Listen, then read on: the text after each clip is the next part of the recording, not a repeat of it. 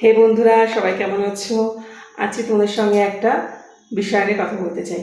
আসলে আমি অনেক দিন আগে বলবো করবে বা ভিডিওটা বানাবো করে আমি একটুও বানাতে পারিনি, একদম হাতে পড়ে গেছে। তার মধ্যে আবার ফোনটাও নষ্ট হয়ে গেছিলো, আর তার মধ্যে আবার দুখানা চ্যানেলই উড়ে গেছে, যে কারণে আমি আর একদম মাথা থেকেই উড়ে গেছে যে তার বিষয়ে কিছু বলবো বা কিছু করবো।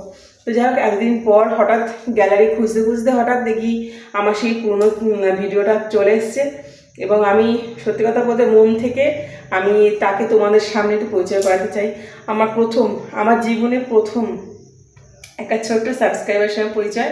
আমি দোকানেই বসেছিলাম, তো সেখান থেকে হঠাৎ রাস্তাতে যাচ্ছিল, তার মা আর সে সাইকেল করে যাচ্ছিল, তো সে রাস্তা ওপার থেকে আমাকে ডাকছে। এবার রাতের অন্ধকার আমি ঠিক বুঝতে পারিনি যে কে ডাকছে বা কিছু, তো সে চলে যায়। সেখান থেকে যাবার পরে যখন তারা ব্যাক করে তখন আমার দোকানের সামনে দাঁড়ায়, এবং দোকানের সামনে দাঁড়ানোর পর সে আমাকে বলে যে আন্টি কেমন আছো। তখন তার মা আমাকে বলে যে এটা হচ্ছে তোমার খুব ছোটো সাবস্ক্রাইবার, তো তোমার ভিডিও দেখে, ফেসবুকেও দেখে আর ইউটিউবেও দেখে। তো আমি জানি না সে এখন আর ইউটিউবে আমাকে খুঁজে পাবে কিনা, কারণ আমার সেই চ্যানেলটা পুরো উড়ে গেছে। তারপরে আবার নতুন একটা চ্যানেল করলাম, সেটাও উড়ে গেছে। তারপর যাই হোক, অনেক কষ্ট করে আবার এই চ্যানেলটা দাঁড় করালাম। এখন আগের প্রথম চ্যানেলটা ছিল তো আপনার 5,000 সাবস্ক্রাইবার ছিল, তারপরে ছিল 200, পুরো উড়ে গেল। আমার পুরো পরিবারটাই আমার পুরো উড়ে গেল। ঠিক আছে, কোনো ব্যাপার না। তো আবার নতুন এই চ্যানেলটা শুরু করলাম। তো অনেক দিন পর আমার ওর ওই ভিডিওটা এসছে। তাই আমি বলেছিলাম যে আমি নিশ্চয়ই আমার সামর্থ্য মতো আমি তোমাদের সঙ্গে ইউটিউবে তোমাদেরকে আমি দেখাবো বা ফেসবুকে তোমাদের দেখাবো, কিন্তু সময় হয়ে ওঠেনি।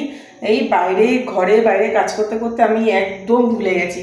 আর সত্যি কথা বলতে মেয়েরা এখন বড় হচ্ছে, ওরা ওদের ছবি তুলতেই ব্যস্ত, আমাকে তো ফোন দেয় না। যেটুকু টাইম পাই ফেসবুক দেখি, একটু ইউটিউবে কাজ করি, ব্যস্ত হয়েছে। কিন্তু হঠাৎ কি মনে হলো যে আজকে আর ফোন ঘাঁটতে ভালো আছে, পুরোনো দিনের। আসলে আগামীকাল হচ্ছে জামাই ষষ্ঠী, তো বাবা মার কথা খুব মনে পড়ছে।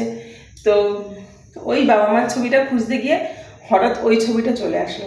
তো চলো আমার ওই ছোট্ট সাবস্ক্রাইবার সঙ্গে তোমার পরিচয় করে দিই। এটা হাইফাই করো, এটা হাইফাই করো। খুব ভালো লাগে, সত্যি খুব ভালো লাগছে। এই ভিডিওটা আমি ইউটিউবে ছাড়বো, চিন্তা নেই। আমার ছোট্ট আমার মিষ্টি একটা সাবস্ক্রাইবার, এত সুন্দর, আমার দেখেও খুব ভালো লাগলো। ওই ছোট্ট দিদিকে বলবো যে তুই এসছি দেখা করতে, ঠিক আছে?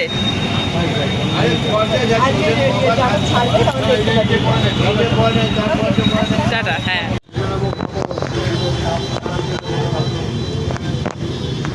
টাটা, আবার দেখা হবে।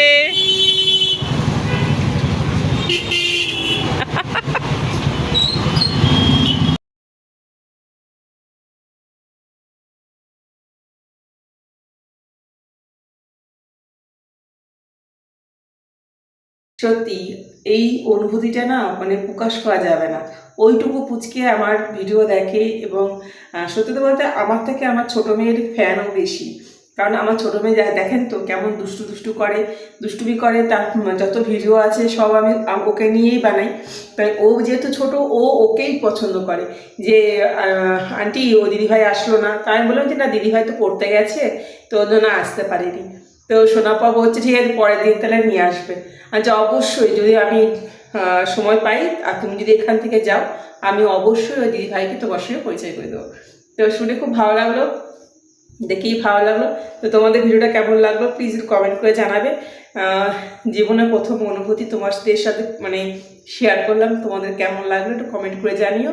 আমারও খুব ভালো লেগেছে। এখন সত্যি কথা ফেসবুকে যা ভিডিও ছাড়ি সেগুলো দেখে সবাই বলে, আরে তুই কি করছিস, তুই মেয়ের সাথেই করছিস, তোর মেয়ে তো অসাধারণ ভিডিও বানায়, এসব বলছে। আর সত্যি খুব ভালো লাগছে শুনে যে তোমরা আমার ভিডিও দেখছো, আমার ভালো লাগছে, সবাইকে হাসাতে পারছি, এটাই আমার কাছে অনেক। তো যাই হোক, সবাই এভাবে পাশে থেকো, সাবস্ক্রাইব করে লাইক করে পাশে থেকো। আর হ্যাঁ, প্লিজ জানাবে আমার এই ছোট্ট খুদে সাবস্ক্রাইবার তোমাদের কেমন লাগলো। তো আজকের মতো ধন্যবাদ, আজকের মতো টাটা, শুভরাত্রি। আর হ্যাঁ, সবাই খুব ভালো থাকবে, টাটা।